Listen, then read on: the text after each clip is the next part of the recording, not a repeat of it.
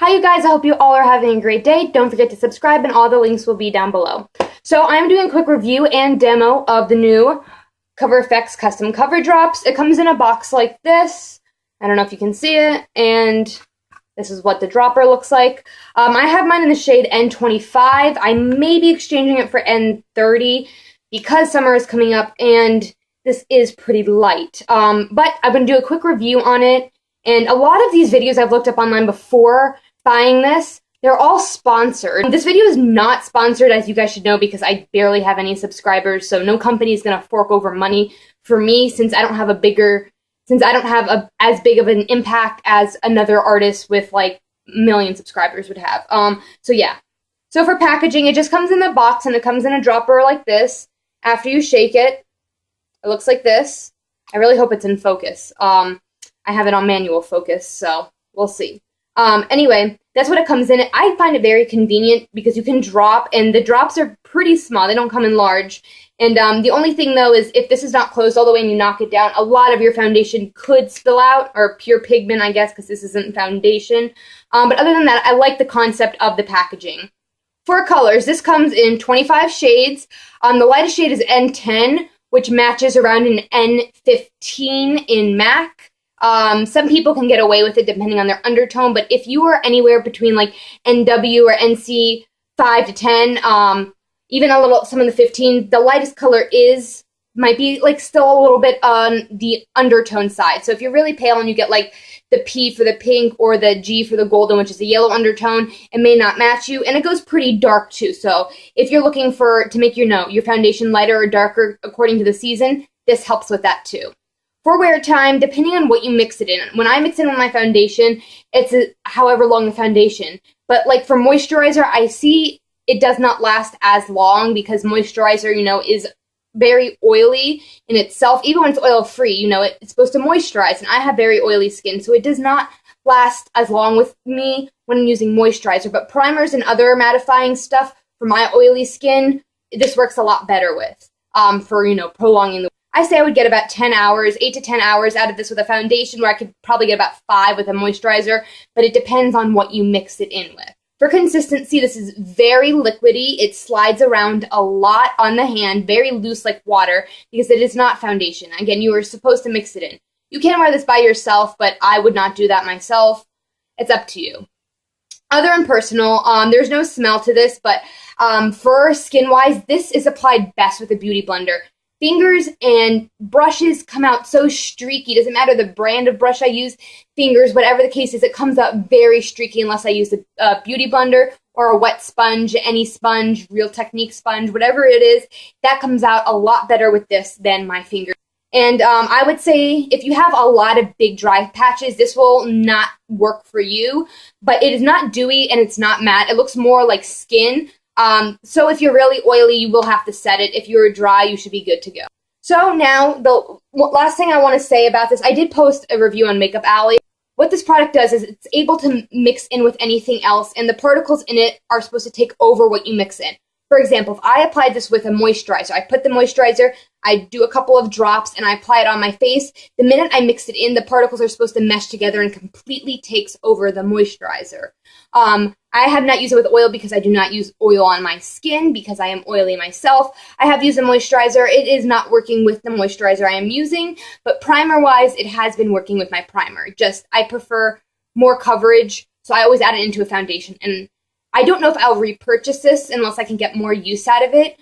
But again, I will keep this one because I can buy a drugstore foundation now that works well with my skin tone and build up the coverage. Again, if you are using this with a white product such as sunscreen, a white primer, white moisturizer, like my moisturizer is white, but the minute I rub it in, it turns clear. If you're using it like with sunscreen and stuff, you could look like a ghost depending on how light you are. So I would go 1 to 2 shades darker. I thought it would be an N20, but this is an N25, which is about my skin tone, maybe a little bit lighter, but it completely works. It melts in.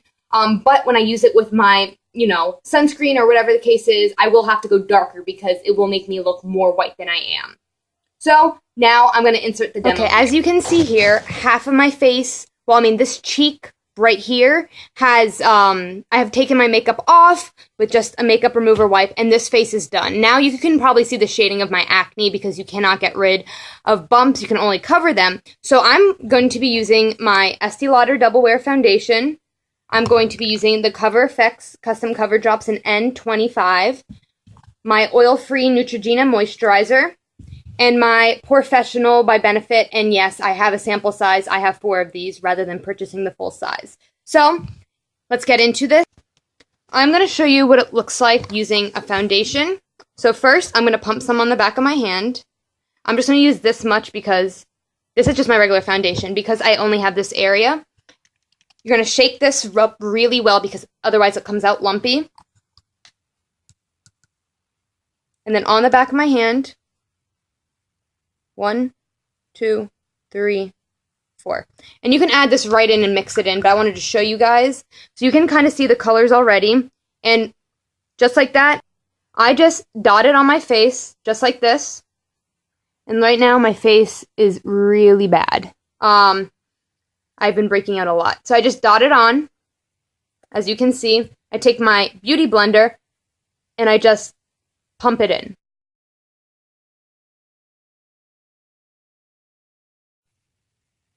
I always add an extra layer right here because I can get an extra layer out of it rather than using some concealer. Okay, so now that it's done, you can see more of it. It's not all the way covered. I haven't finished. I can keep going with it, but I just want to show you a demo of how it applies with a beauty blender. If you looked up close, you don't see as many streaks as you would with your finger. I do not suggest rubbing this in with your hands or a brush tremendously. I mean, I guess if you're applying it with foundation, you could use a brush, but yeah, ignore that my lips now all have foundation on it. But if you use it with a moisturizer, comes out very streaky. Again, if you want a close,